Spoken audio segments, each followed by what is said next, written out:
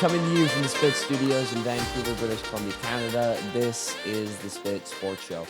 I should be excited to make this episode. I haven't done an episode on football in like 4 months. Don't get me wrong, the NBA and the NHL have been awesome, and I've loved talking about those sports, but there is something special about football. And there really hasn't been any huge offseason news since the draft, which I talked about a little bit. But now there is, and unfortunately, it negatively affects my team, and I can speak to kind of the ripple effects that it might have throughout the entire league, and that is not overstating it. Frank Ragnow, a top three, maybe the best center in the NFL, has retired at age 29. So, start with the obvious stuff. This guy is the stud of studs. Second highest graded center last year, number one graded in run blocking. He allowed, I think, 6 sacks for his entire career that were gave gave given against him. So, to put it mildly, this is a huge loss for the Lions. What they do on offense under Ben Johnson and we think under John Morton this year has been predicated on their offensive line. The fact that they've had five really good players starting for the last 3 or so years, ever since we've seen Detroit kind of build back up from that depth of the NFL that we saw them in, that 3-win territory, that just same old Lions era. They've built it up through this offensive line. Now, obviously, the biggest element of that is Penei Sewell, but right behind him is Ragnow. And if you've ever played football before, you know the connection between the center and the quarterback is probably the most underrated connection on the entire football field. It controls cadence, it controls blitz pickups, it controls all of the audibles and hot routes and slide protections that you call at the line.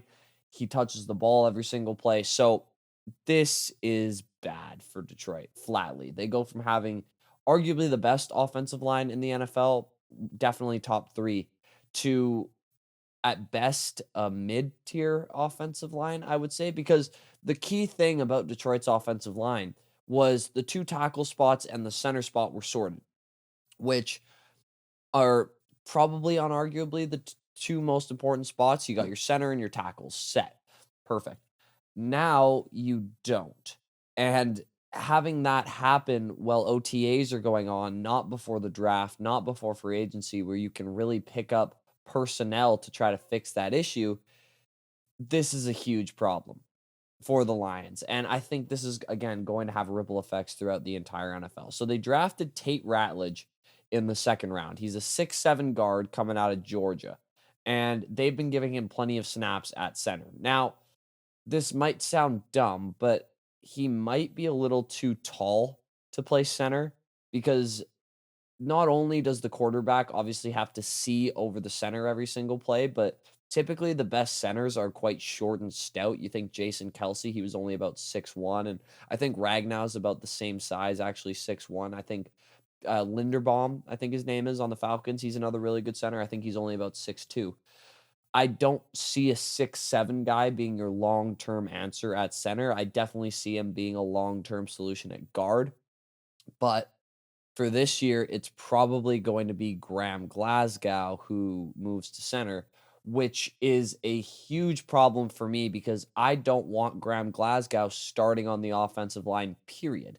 And obviously, he's a guard first.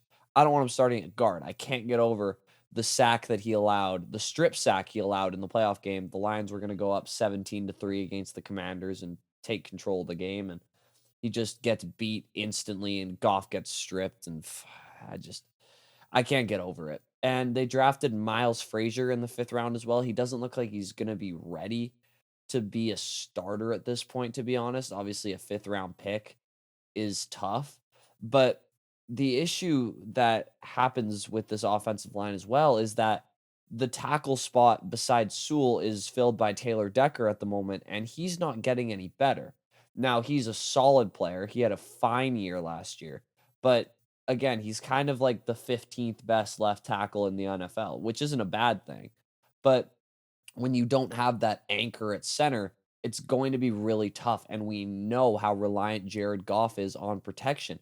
When he is protected, he's a top 3 quarterback in the entire NFL. When he's not, and this is what defers him from those top 4 guys, the Allens, the Mahomes, when he's not protected to his fullest extent, he kind of drops to like the 17th best quarterback because obviously he's the last of a dying breed when it comes to quarterbacks who really don't have any kind of mobility. So having his pocket secure is super important and he can start to see ghosts. Now, I think he's a lot better with that than he was in previous years with I think he's a lot tougher. I think he's seen a lot more stuff and I think flatly he, can take hits better and he's a lot less gun shy in the pocket. But still, this is not good.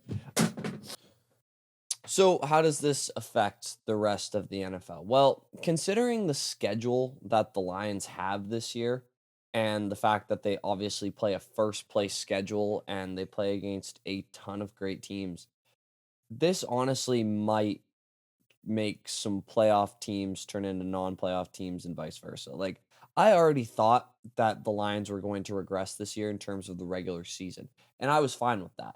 I've learned after a 15-win season that ends in playoff catastrophe that it is way better to be fine in the regular season, make the playoffs and do well in the playoffs than the other way around. But they're playing teams like Baltimore, like Philadelphia this year, Dallas and LA has a great pass rush, great young pass rush. The Rams do. Pittsburgh towards the end of the year should be one of their easier games. And if there's one thing that Pittsburgh has been able to do these past a billion years, it's rush the passer. I think this is going to shake up the NFC North for sure.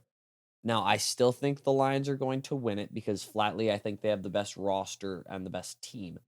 But don't be surprised at all if the Bears start to make some noise.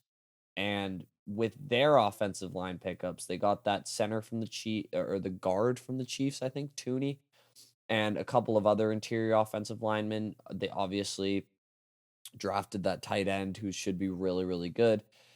I think the Bears' chances of winning the division just went up significantly, especially because the Bears' best element last year was arguably their pass rush, and they didn't really lose any big pieces in that front. So I think this is a big win for the Bears. I think this is a slightly big win for the Packers. This is a huge win for the Eagles, who their stars are mainly on that defensive line. I think it's going to be tough for the Lions to stop them when they play. And I think those are kind of the two heavyweights of the NFC right now. But overall, I'm just sad. And I want to wish Ragnow the best of health coming up. I know this guy played through a grocery list of injuries. It was a toe, and then it was a throat injury, then it was a shoulder injury, then it was, you know, he had everything going on under the sun. And I feel awful that he had to end his career this early because his body failed him. And it sucks. And from everything I've seen, I obviously don't know him personally, but he seems like just one of the nicest guys you'll ever meet in your life. Obviously, he's a big reason why Jared Goff became the quarterback that he is now. And he stuck through the Lions even when they were terrible, when they were going through the destitute years that I was just talking about, when they were 3-13 every year. He was there before Campbell got here. So appreciate you, Ragnow. Thank you for sticking it out. He was a great center for Stafford as well before Goff got here. Just a constant pro and a guy who I really looked forward to having on our roster this year. But it is what it is. I think this is a big win for the Bears. This is a huge loss for the Lions. And we'll see what happens with the rest of the NFC. Hopefully, there's no other big retirement news because good football players not playing football sucks. It's really that simple. Thank you all so much for watching. As always, I'm coming out with a Stanley Cup final preview tomorrow. I'm super excited about it. I actually think that this series is way easier to analyze than pretty much any Stanley Cup final ever. And I have a pretty clear sense of who's going to get this job done. So stay tuned for that. Please subscribe if you enjoyed. Please leave a like if you enjoyed what you saw today. Please leave a comment. I'm small enough as to where I can respond to all comments and love doing so. So drop something down there. Love talking about sports with you guys. And as always, I will see you all in the next one. Peace out. Love you guys.